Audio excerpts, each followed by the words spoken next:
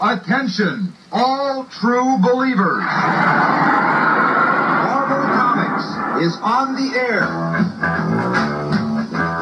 From the annals of the world's greatest comic magazine come the adventures of the Fantastic Four. This group, our usually friendly foursome, battle each other furiously under the spell of the hate monger. We'll get this incredible adventure started in just half a moment. Now, here is the creator of Marvel Comics, the crowned king of comicdom, Smilin' Stan Lee. At this moment, in the observatory of Fantastic Four headquarters, Dr. Reed Richards is puzzling over some highly unusual tidal movements. And thus begins this unforgettable adventure. Strange, the tides all over the Earth are not following their normal patterns. Something seems to have affected the moon's gravitational pull. But how can it be? What's happening? That impact upset my tidal measuring device. Maybe the others know what happened. But when he meets the others in the hall, he finds that Sue and Johnny are also in the dark as to what caused the crashing. Hey, Reed, you experimenting again or something? No, I thought... What on earth? That felt like it came from Ben. Further down the hall, Ben is working out in his gymnasium. At last, I made myself a punching bag that's got some oomph in it. The building shudders as Ben's 10-ton punching bag bashes into the wall again. Ben! Whoa, big fella, you're upsetting all my sensitive instruments. I might have known it was old Muscle Brain himself. What's wrong, Ben? You're smashing that steel punching bag as though you're trying to punch it out of the building. Yeah. Well, I've been reading the papers for the past hour, and it's something I gotta get off my chest. Just take a look at these headlines. Militia called out to quiet mobs. Battle continues in Far East. That crumb, the hate monger's been causing trouble everywhere, and nobody can stop him. The hate monger is the most dangerous type of menace. He preaches class inequality, race hatred, and religious blasphemy. But his activities don't concern us. Yeah, a creep like the hate monger is free to say what he wants to, but if I ever cracked him one, they'd toss me in the slammer for a month. Don't worry, Ben. He'll get what's coming to him sooner or later. Bigots always do. Let's go for a walk. It'll get our minds off that wicked windbag. And so, dressed in street clothes, looking as inconspicuous as any group can when they're with a lumbering thing, the Fantastic Four begin to stroll along Manhattan's east side. Boy, if I ever get my hands on that hate monger, I'll give him something to yell I about. know how you feel, Ben. He wouldn't get very far in this country. Oh, yeah? And that masked man over there stirring up that crowd must be the Lone Ranger. Oh, there's a hate monger. He'll clean up this country for us. Almost all foreigners. Down with everybody who disagrees with us. Follow the hate monger. And looking down upon the crowd from behind the protective walls of the speaker's platform, the masked form of the hate monger steers his listeners to a savage rage of unthinking emotion.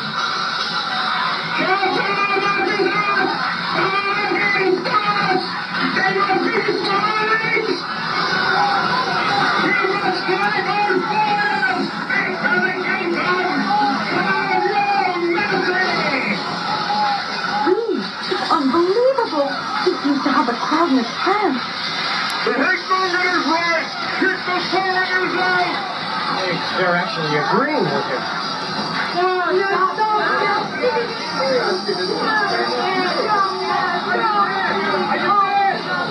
The crowd's gone nuts. But if they want a riot, they're gonna get one. And with a mighty lunge, the thing plows into the grandstand surrounding the hate monger with all the force and fury of a runaway pile driver.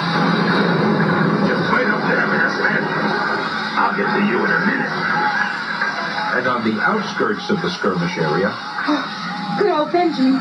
He beat us to it, Reed. There's still time for us to lend a hand. Let's go. Yahoo! Action at last. The hate monger is standing his ground. I don't like it, Reed. Stand fast, Fantastic Four. None can resist my all-powerful hatred. And as the shimmering green ray bathes the four figures, they're stopped in their tracks, stunned, overwhelmed by unfamiliar sensations. There. If my hatred flame is up against the Fantastic Four, no one can resist it. No one will stop my master plan. Thus ends my acid test. As soon as the green H-ray dissipates, the fabulous foursome begin to fight among themselves. Not the good-natured bickering we know so well, but a different kind of conflict, filled with hostility and true hatred. Who asked you to butt in, you skinny egg-headed clown? I'm gonna put my fist through your scrawny middle. You don't scare me, ugly. I can always handle an ape who does his thinking with his fist. Step aside, useless. I'm going to give both those bums a hot foot they'll never forget. Flame on! Who are you calling useless, you conceited little creep? The street is melting. I'm gonna clobber that flaming freak with turning Fifth Avenue into a car pit.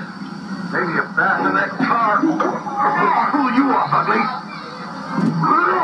Mister, you better start running now, because when I get a hold of you... Thing isn't going to be able to do anything after I trap him inside this flaming lasso of mine. Not just taking our grateful kid brother of mine. From now on, I'll treat him like the rest of those freaks.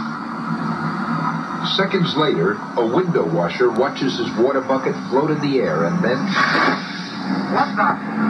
Dump water on me again, you invisible creep, and I'll forget you're my sister. Meanwhile, having relinquished his clothes and shoes to the tar, Ben is up again. Ha! It takes more than a dog thing to stop the thing. Now!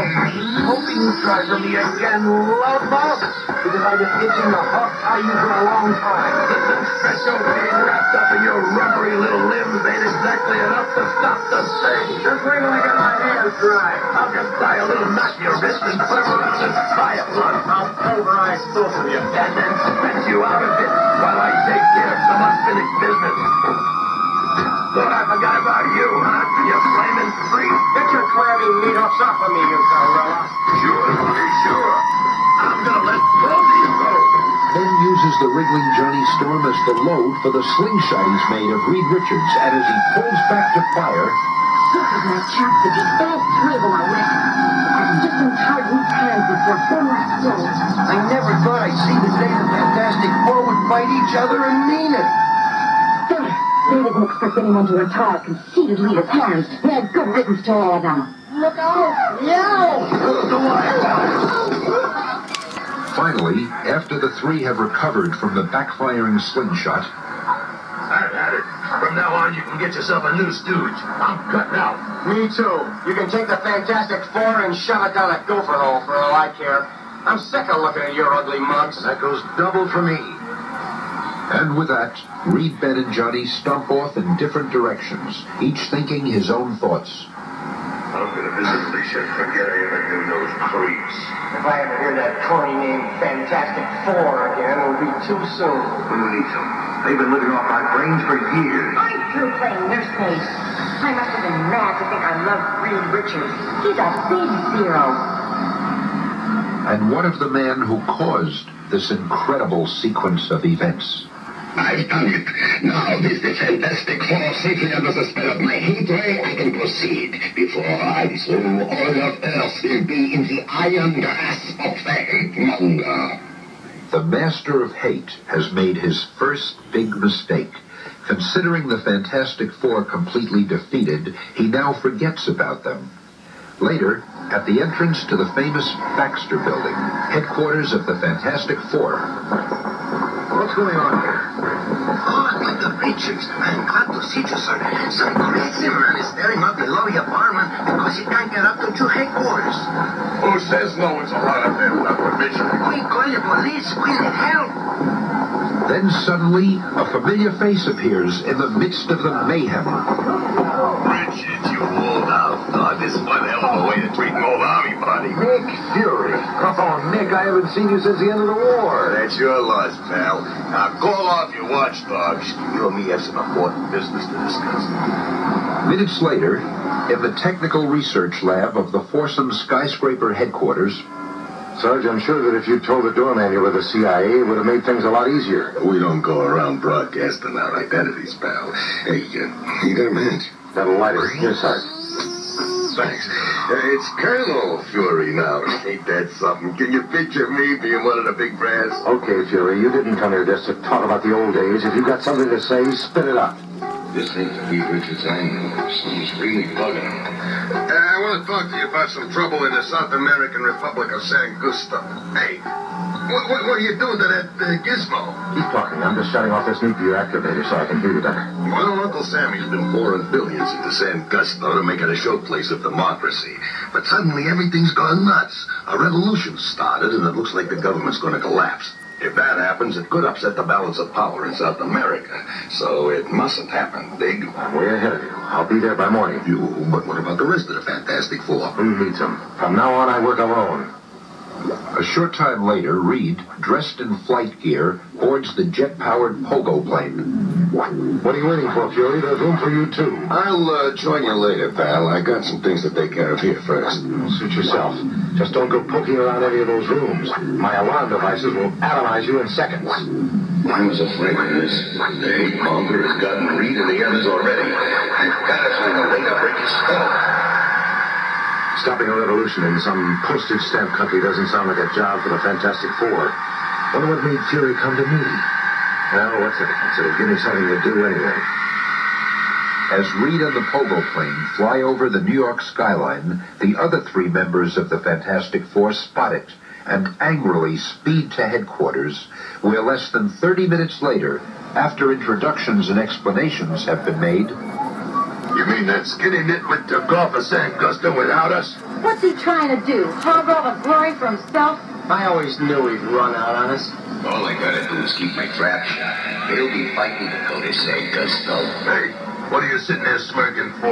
I got a good mind to... Shut up. Who says you got a mind? This here badge says when you dangle with me, muscle brain, you're dangling with Uncle Sam. Anyway, Richards told me he didn't want you in San Gusto. What? But I got the authority to take you there if I want to. Perfect. Once I have all four of them in San Gusto, things will really start popping. Don't just stand there, Buster. Back your toothpaste, because we're leaving right now. Yeah, you ain't stopping us. Nobody can stop us. Minutes later, with the Thing's capable hands on the controls, the Fantastic Four's passenger ICBM blasts off, departing from the Baxter Building's built-in launch pad with 4 passengers, 3 angry and 1 thoughtful. They don't even know they're under the spell of the hate monger. I've got to find a way to beat him before he gets the whole human race under his influence. San Gusto's the place to do it. The First Nation of the hate monger is openly attacked. A short time later, high over the Atlantic Range, the missile booster disengages, and the capsule with its 4 passengers drops unerringly to the outskirts of San Gusto, where a most startling adventure awaits them. Meanwhile, other eyes have witnessed the departure of the pogo plane and the ICBM, hostile eyes. The ICBM field south, I wonder. Sir, we just received word from our base in San Gusto. A strange airborne capsule was seen landing near the eastern sector. I suspected as much. Returning for San Gusto immediately. It seems I didn't give them a strong enough dose of the H-ray. Even under my spell, the Fantastic Four are too dangerous to ignore. Seconds later, they're on their way to San Gusto at unbelievable speed. Faster, faster. The next time I meet the Fantastic Four, I shall give them a lethal dose of my heat gas. There will be no more errors. Follow me. We must race to the underground command post and prepare for the attack which is certain to come. Meanwhile, some distance away, the rebel forces are gathering large artillery shells for their assault upon the San Gusto Palace. Gracias for now. Let us rejoin our forces. Soon we shall control our land. But as soon as the rebel forces depart, a long blue-clad arm incredibly stretches out from the underbrush and... One stick of well-placed dynamite among those artillery shells ought to slow down the rebel forces while I pick up some other little studs. You want us to waste all that time with 3 useless ex-partners. They did nothing but cramp my style. A short time later... It is a most strange thing, this smooth land washing here this morning. Who could have built it? What does it matter? See how else is moved closer to the capital. But suddenly, the mysterious road begins to heave and swell, as though imbued with a life of its own. Here's one squad of rebels that won't be back for a while.